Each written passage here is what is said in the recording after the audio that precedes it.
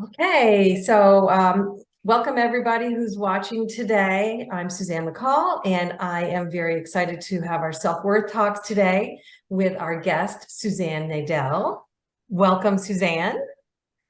Suzanne, Hi, thank you. Suzanne comes to us from Atlanta, Georgia, as a wife, a mom, a writer, a blogger, and a TV news boss. And I've been following you and the stuff that you write about and what you talk about. When I thought about talking about grace today, I thought, oh, I've got to get Suzanne to come on here with me. So I'm so glad you're here. And Suzanne, why don't you tell us a little bit about how you got where you are today, and what your mission and purpose is and what you're doing.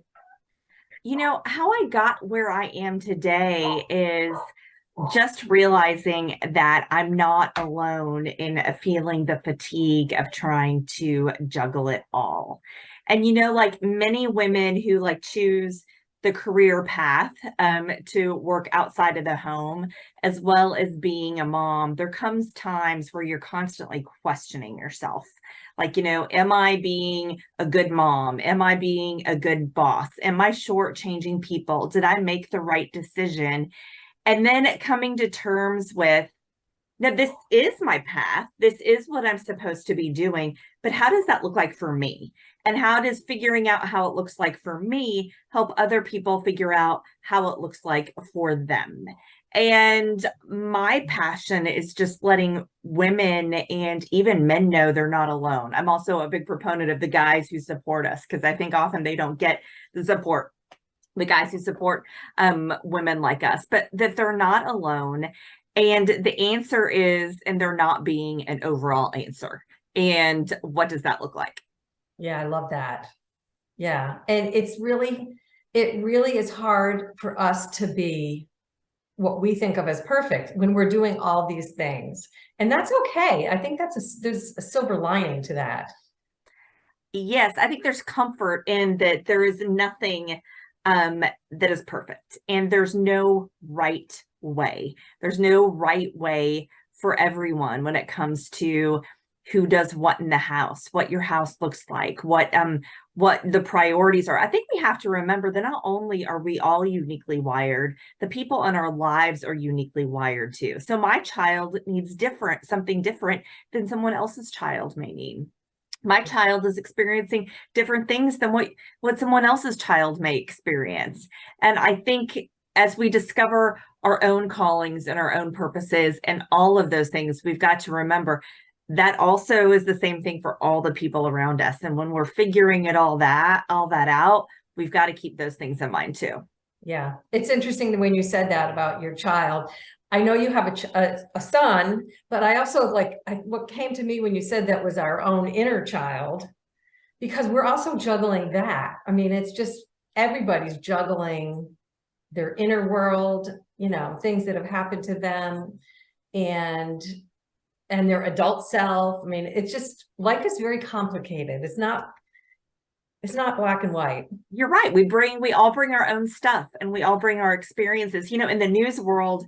And what I love about newsrooms, and one of the things newsrooms has taught me, is the value of diversity. Now, part of that, when you think diversity, people think automatically go to race and gender, but diversity in thought, diversity in approach, diversity in attitudes, diversity in family makeup, all of those kinds of things. That's what makes situations beautiful, is whenever you bring all kinds of diversity to the table. And that includes, to your point, that inner child we bring along with us everywhere.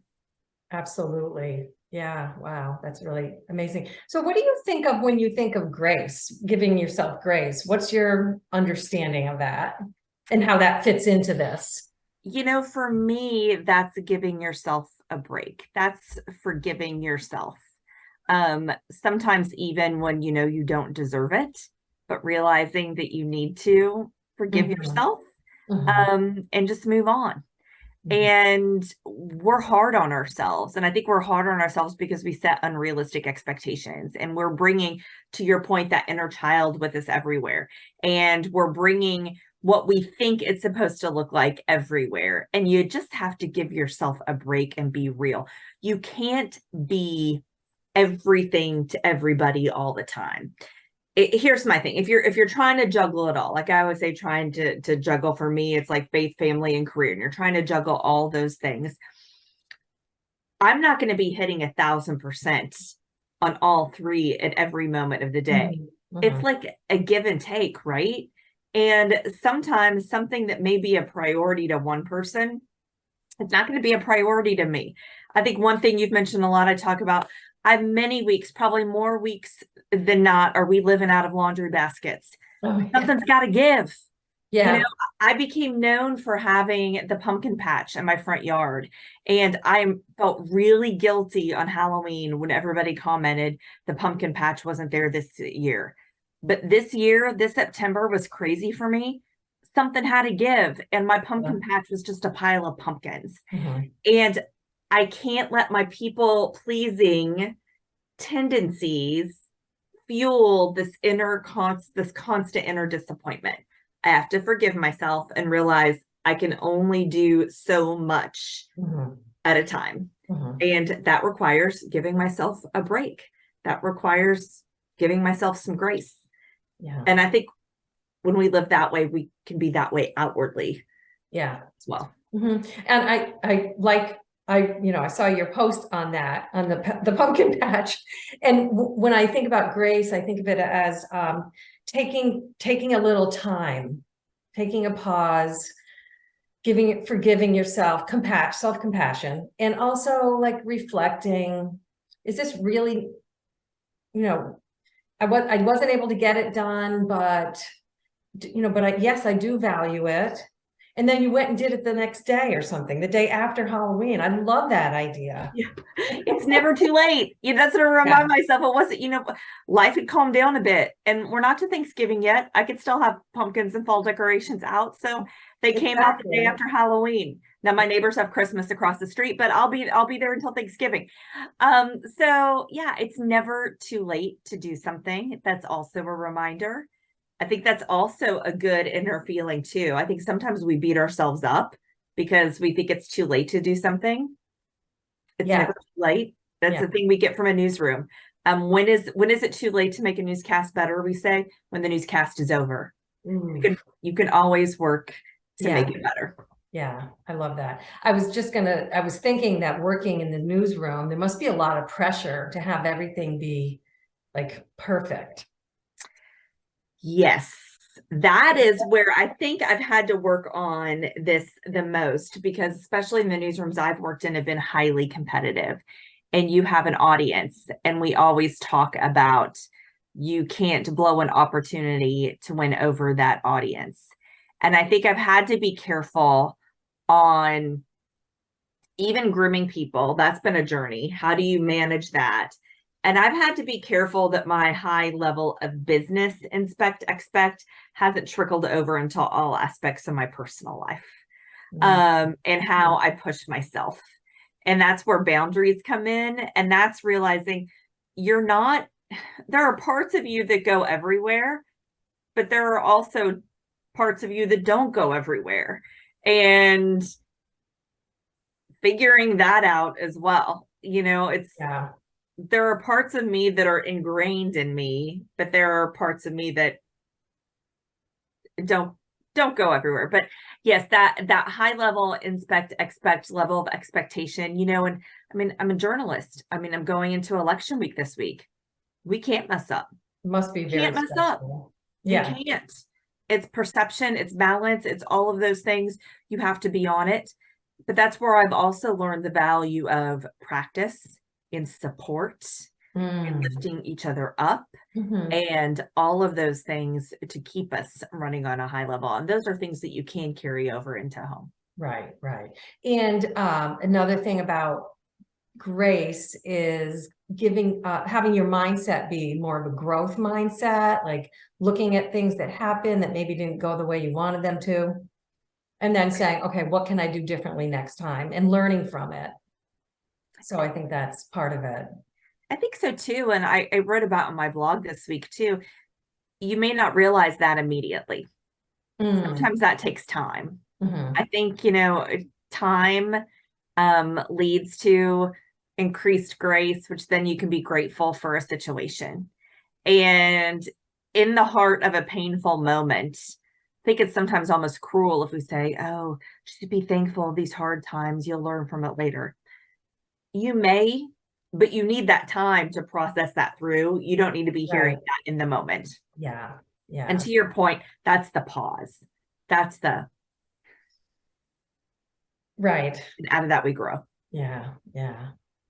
Yeah.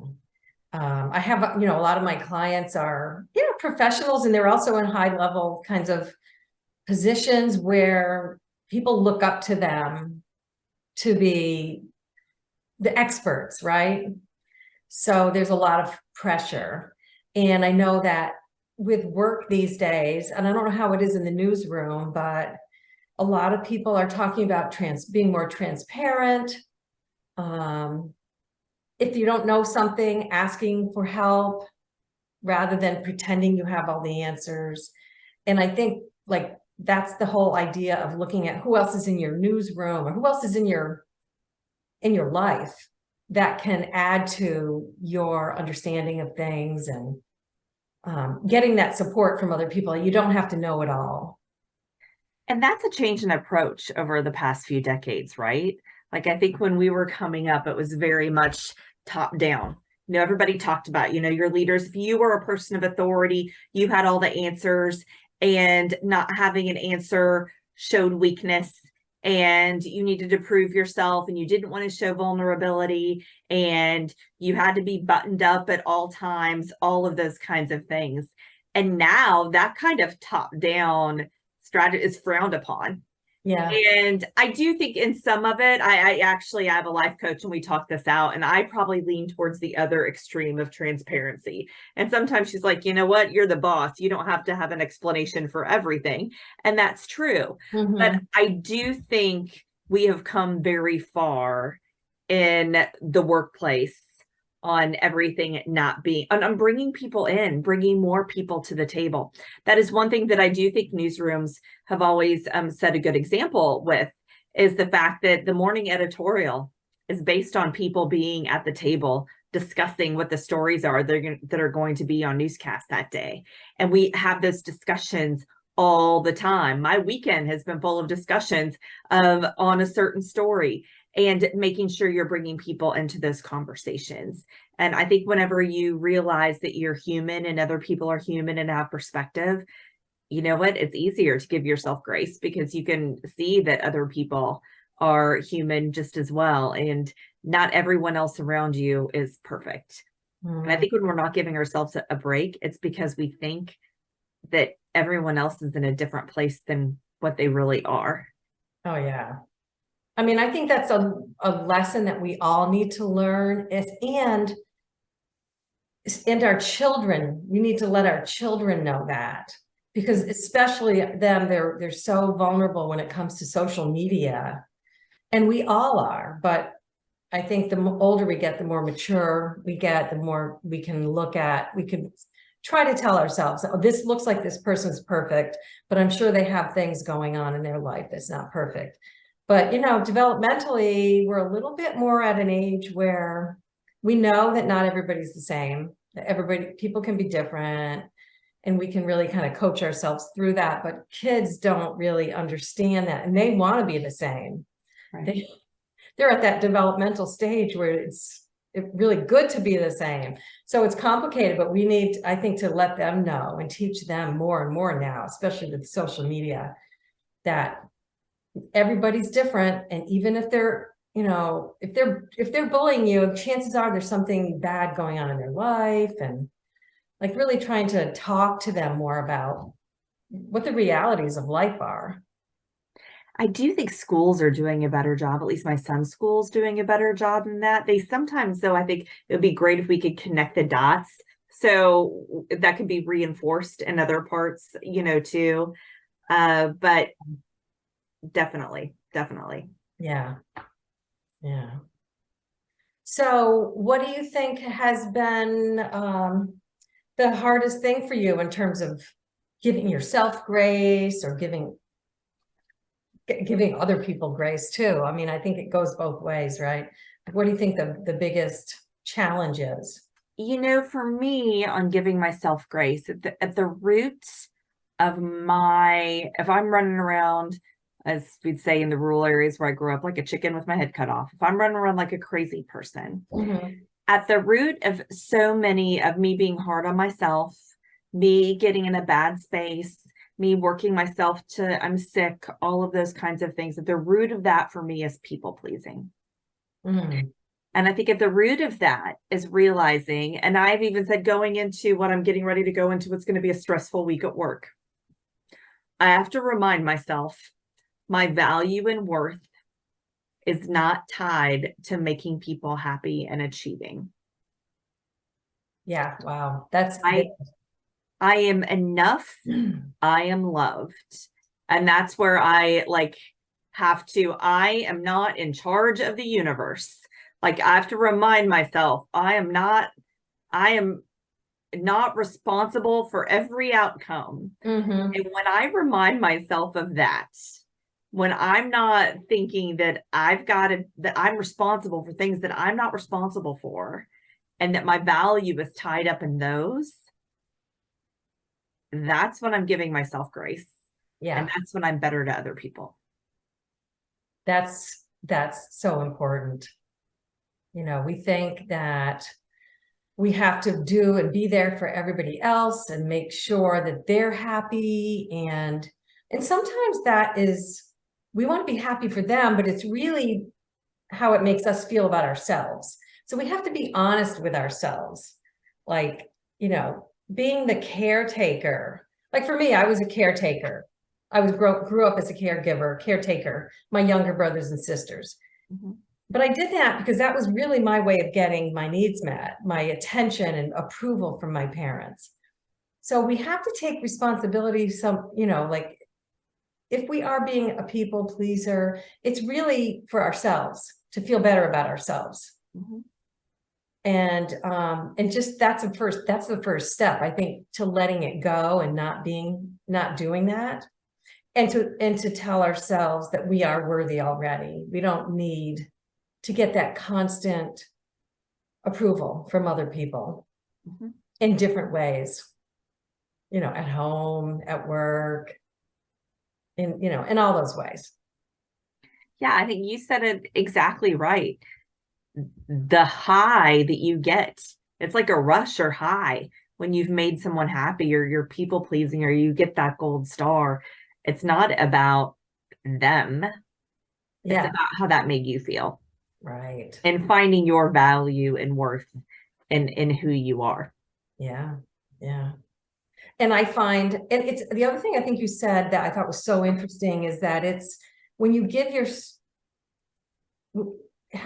yourself grace is really important because it also, it's a mindset and it also allows you to be more in that way toward other people. Because a lot of people say, I'm good with everybody else. It's just me. But I don't think that's true. I think it kind of is. Yeah. And, you know, some people may be that way. For me, I find, though, if I have this constant high expectation of what I do, and then I see other people around me not willing to do the same, even if the expectation putting on myself is insane, but everyone around me, they're not working as hard as I am. They're not as passionate about as I am. They're letting everyone down. I'm real judgy about what they're doing. You know, you could even say that could be at work, that could be at home. You could do that. If you think it is, you've got to do that, you of course then think other people probably have to do it as well. And maybe some people that's not the case, but I would say with me, with my achiever wiring, I found it. I actually had a boss once that said, you got to let go with expecting people to do everything you're willing to do. Because part of that is I am very known as the Energizer Bunny. I go, go, go. And I've got a high, again, we could talk about all the things that wire me to be the way I'm wired, good or bad. But she's just like, there are very few people that are going to be willing to put in the time that you are. So you got to let that go. And I was like, oh, really? Yeah. Right. It's hard for me to let it go. I needed her to tell me that because I was really, it's resentment that sets in, right? Yeah, that's what I was just gonna say. It's resentments. Mm-hmm. It's more about you have to do what we have to do what we want to do because it makes us happy. And it's how we are, it's how we're wired. But let go of that expectation that other people have to be the same way. Right. That's really hard. Mm-hmm. It is. So sometimes you have to give them grace, and that gives you a pause, and then you have time to think about what am I doing here? What kind of expectation am I putting on these people, you know? And maybe it's that it gives you the chance to reflect too, that maybe what I'm demanding of myself is even unrealistic. Like maybe that person's priorities are better than mine. Right.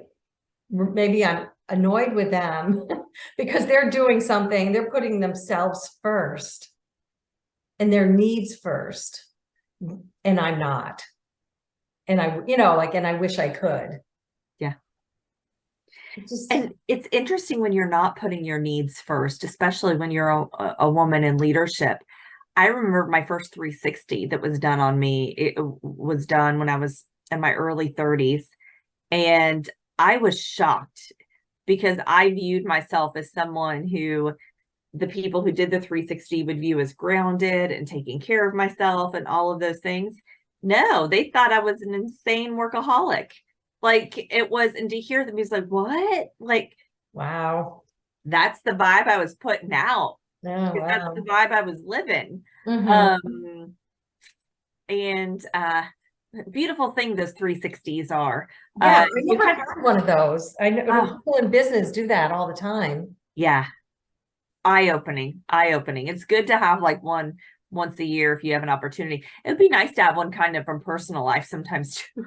Yeah, have your friends do it for you. Yeah. And your family. Yeah. I know my daughter would say I don't take enough care of myself. Mm-hmm. I don't take enough time. That she's given me that feedback already. Good. A wise daughter. Yeah, right, right. And I think the more you do and give yourself grace, you're being a role model. Yeah. You're telling your kids they don't have to be perfect. And I think as especially working women and women in leadership, we need to think about moving forward what that looks like, what kind of role modeling we're setting. And it's an interesting thing in cross generations with women in leadership, how that's, taken shape. Because when you had your first, group of women who were breaking through, and there was almost this, I did it, so you need to do it too. Mhm. But I think now we're getting into a spot where we're past that a bit and we're willing to like give on some things and help each other out a bit more and pull women up instead of it being as competitive. I think that's also because there are more seats at the table now. When there were fewer seats at the table, everyone was competitive of the seats that were at the table. Right. So you better not get the break I did, figure it out yourself. I figured it out yourself. I don't think, and I unintentionally did that to a few women. And I feel so bad to this day. I didn't even realize it was just kind of, I thought I was giving good advice. I was like, you'll figure it out. I mean, that's what I did. Yeah. You'll figure it out. Mhm. They didn't need someone telling them they'd figure it out. They were actually coming to me to help them as somebody they admired to help them figure it out. Right. And that was an opportunity I blew. And moving forward, I've tried to have been better at that. Mhm. Yeah, I think it's a mindset shift for women now in leadership. That's where you have to, you're giving yourself grace for what you did in the past. And one of the things they talk about, people say, oh, grace is just an excuse or excusing yourself, but it's really a time to reflect and say, what do I want to do differently also? And it sounds like that's what how you use that. I think definitely. I think you do have to have the follow-up. It's not an excuse to say I always mess up. It's a self-accountability. And I think that's where the time comes through it too. If you are willing to slow down and look at how you messed up and forgive yourself, but in that process, in moving forward do better. Mhm. It's not like I messed up and I'm taking the time to look at how I messed up. Well, let's do it again. Mhm. If you're really reflecting Mhm. and you're really grateful for the lesson you learned in that process, you're going to move the ball forward. Right. And I think that's why things are changing. Mm-hmm. I think they're giving each other grace and they're saying, what can we do differently? Yeah. What can we do differently this time? What do you think about grace and looking at with men? You know, like I think we need to give men grace for being where they're at and the time that they're in, doing the best they can to, I don't know, understand or express feelings or shift in their leadership styles. I think that, you know, men are no different than women in that sense, that they're juggling a lot also.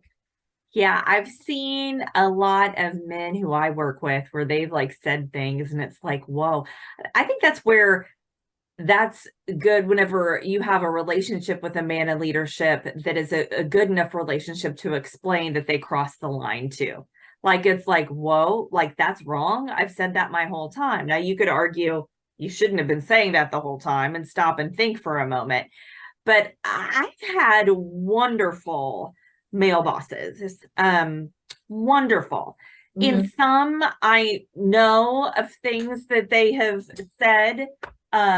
First, I've never been put in a compromising situation, but all who really helped empower me, who helped empower others. And yes, did they say, was I a witness ever to any of them saying something that was like a, whoo? But you know what? I've said some stuff to people that were a little bit of a, whoa. And I'm grateful for the people that pulled me aside. And they're like, do you know what that implied? Do you know what that's rooted in?